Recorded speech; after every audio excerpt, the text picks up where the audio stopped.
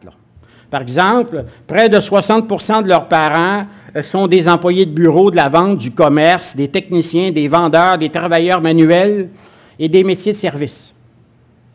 Le nombre d'enseignantes dont les parents sont des directeurs, des cadres est beaucoup plus petit.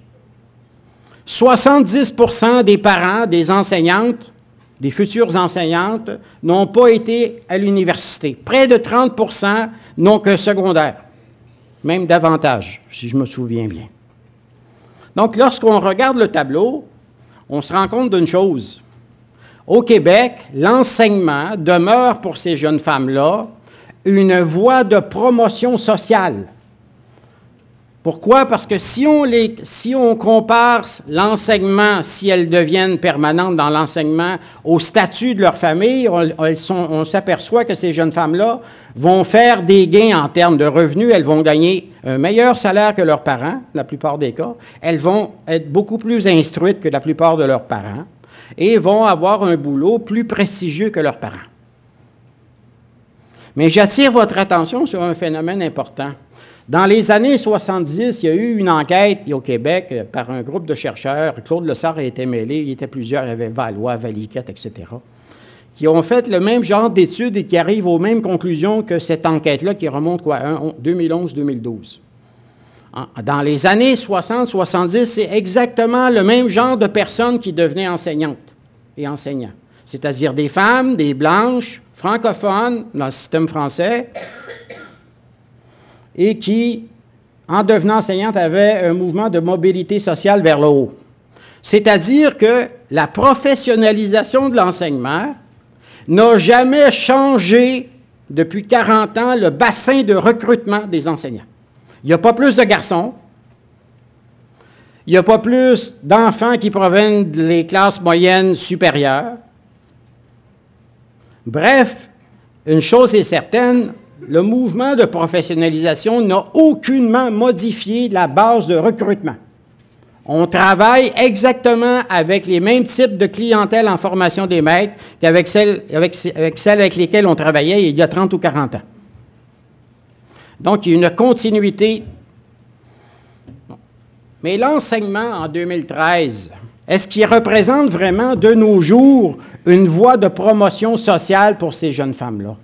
Est-ce qu'elles vont faire les gains de prestige, les gains de salaire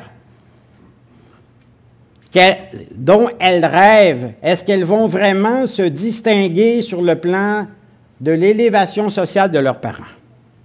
C'est là que les problèmes commencent. Je voudrais d'abord rapidement, je vais vous donner quelques chiffres, m'intéresser au salaire des enseignants. Il y a des gens qui croient que le salaire, ce n'est pas important, hein? Des gens à la vocation. Dans toutes les professions, le salaire, c'est un marqueur identitaire et un marqueur d'attraction extrêmement important. Surtout dans des sociétés de consommation où on se définit par nos accès à des propriétés, à des biens, à des possessions. Combien tu gagnes définit largement ta position sociale. Quel est le salaire des enseignants au Québec? Je vous donne des chiffres, je ne vais pas rentrer dans l'infini du détail des conventions collectives, là, mais actuellement, les enseignants au Québec, largement donc des enseignantes, là, le salaire oscille de 36 000 à 74 000 par année. C'est les données de la convention, je pense, de 2011. Là. Mais en réalité, le salaire moyen de la profession tourne autour de 54 000 $. En euros, c'est 41 000 €. Et à peu près 100 000 reais pour les Brésiliens. Ça, c'est un salaire brut avant taxes et impôts et tout, là. Donc, par exemple, pour une jeune enseignante de 25 ans, elle va gagner 30 % de moins en réalité dans ses poches, là. Le salaire des enseignants au Québec et des enseignantes est 17 % plus bas que le salaire des enseignants au Canada. Cependant, il est comparable à celui des autres grandes professions féminines. Parce que traditionnellement, il y a 3 grandes professions féminines. Il y a les enseignantes, il y a les infirmières cliniciennes, c'est-à-dire les infirmières qui, au Québec, ont fait un bac universitaire, comme les enseignantes. Et finalement, il y a les travailleuses sociales. Donc, quand vous comparez les échelles de salaire que vous avez en bas dans la dernière puce, là, vous voyez que ces 3 professions-là sont sensiblement dans la même échelle de salaire.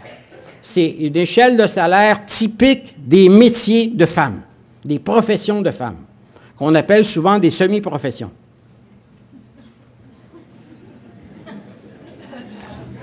Mais, ouais, c'est une idée lancée dans les années 70 par Addisoni, ça. Mais le salaire en soi ne veut rien dire, on va le comparer, là. Par exemple, l'ensemble des salariés au Québec, l'ensemble des salariés gagnent 44 000 par année, le salaire brut, là. Un ouvrier de la construction, donc c'est quelqu'un qui a seulement un cours secondaire, ça. Un ouvrier de la construction gagne 60 904 $ en moyenne, c'est le salaire moyen. Par exemple, un plombier au Québec, un maître plombier, là, pas un apprenti, gagne en moyenne au Québec, selon l'Institut de la statistique du Québec, en 2013, 64 500 $ par année. Donc, il gagne 10 000 $ de plus qu'une enseignante, en moyenne.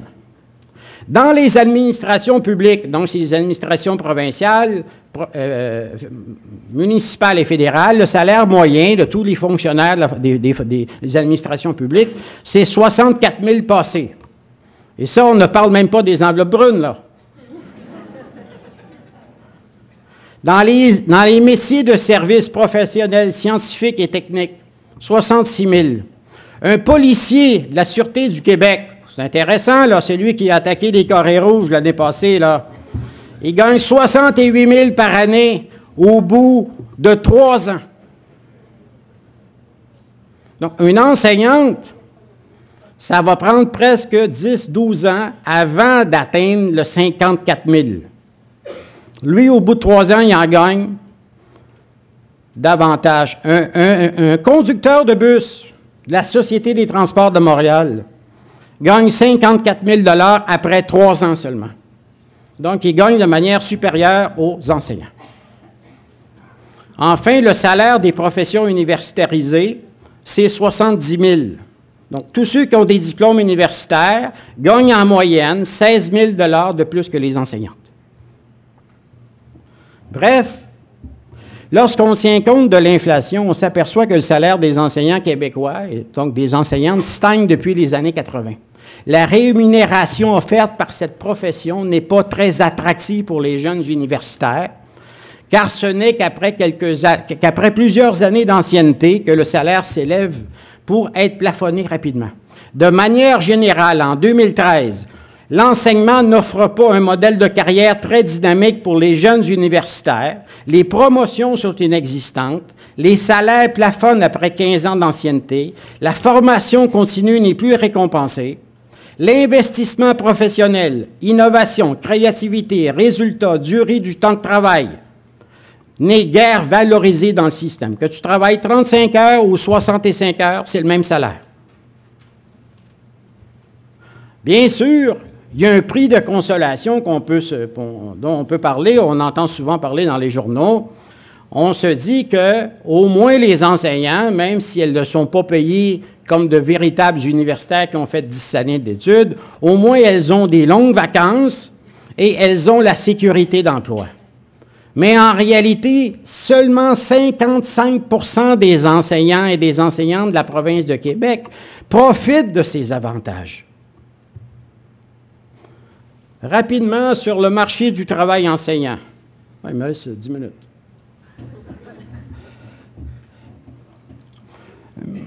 Ceux qui sont québécois, québécoises le savent, les autres peut-être, vous savez moins, là. Au Québec, la profession enseignante de l'école préscolaire, primaire et secondaire est marquée, je dirais marquée au fer rouge par un phénomène de précarité du travail enseignant. Vous avez des chiffres là, que je vous donne dans la deuxième puce, là. L'évolution du taux de précarité historique depuis les années 80. Ça n'a presque pas changé. Ça tourne autour de 40 à 45 %. En 2013, le taux de précarisation dans la profession frise les 40 %. Il y a actuellement au Québec 55 000 enseignants permanents dans le système scolaire, 20 000 enseignants qui ne sont pas, et 16 000 enseignants qui ont d'autres tâches, par exemple des enseignants remplaçants, surnuméraires, suppléants, etc. Le taux de précarité de la profession est à 40 %. Malheureusement, ce n'est pas un phénomène nouveau. ça fait plus de 30 ans qu'on se maintient à un taux de précarisation aussi élevé. Et il est intéressant de constater que cette précarisation-là va se développer au même moment où va se développer le second mouvement de professionnalisation dont je parlais tantôt, dans les années 80. On prétend professionnaliser l'enseignement, mais en même temps, on observe une montée en flèche de la précarisation. Donc, on pourrait dire que le mouvement de professionnalisation au Québec et en Amérique du Nord se double d'un mouvement de prolétarisation. Parce qu'il y a une partie des enseignants qui sont une main-d'œuvre précaire. Mais au-delà de la précarisation, il y a d'autres phénomènes qui touchent directement l'enseignement. Par exemple, 20% des enseignants du secondaire enseignent des matières pour lesquelles ils n'ont pas été ou très peu formés. Par exemple, des enseignants de bio enseignent la physique. Des enseignants d'économie enseignent l'écologie. Près de 2300 enseignants n'ont aucune formation en enseignement et quelques centaines ont même une formation collégiale ou secondaire. Dans certaines écoles, il y a une importante rotation du personnel enseignant. Dans nos enquêtes de terrain à Montréal, par exemple, dans certaines classes, là, des élèves dans une année, par exemple au secondaire 4, ont vu 5 ou 6 professeurs de mathématiques dans la même année différents, toutes des profs différents. Dans les écoles difficiles, dans les quartiers économiquement défavorisés, il y a une intense rotation du personnel. Je vous pose la question, est-ce ainsi que travaillent des professionnels? Un professionnel, est-ce que c'est quelqu'un qui enseigne la matière pour laquelle il n'a pas été formé? Un professionnel, est-ce que quelqu'un qu'on peut remplacer par une autre personne qui n'a pas sa formation?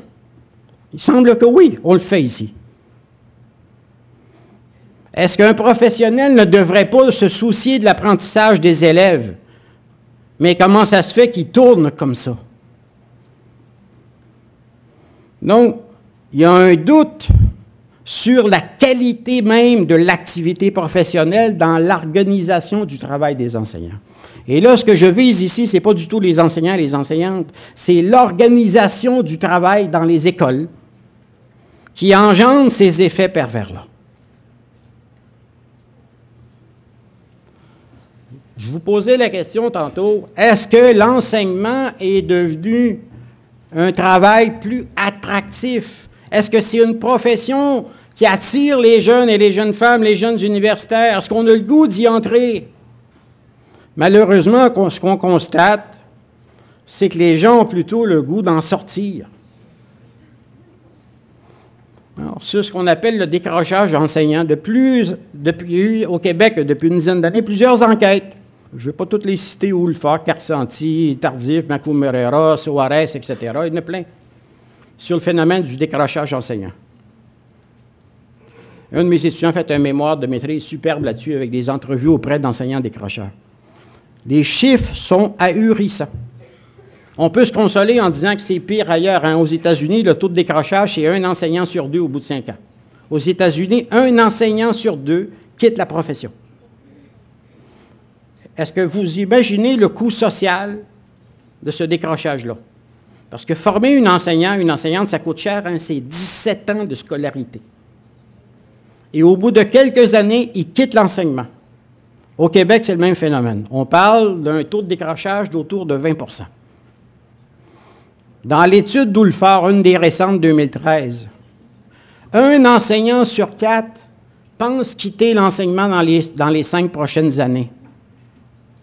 26 % des enseignants, donc un petit peu plus que le quart des enseignants, pensent régulièrement, donc pas juste une pensée comme ça au hasard, là, pensent souvent quitter le métier. Et il y a des données qui montrent que ce phénomène de décrochage-là, par exemple les études de Macou-Morera, montrent que ce n'est pas seulement les jeunes enseignants qui quittent, mais des enseignants de 40, 50 ans qui n'en peuvent plus. L'étude de Soares confirme ça, une étude auprès de 5000 enseignants et administrateurs des écoles.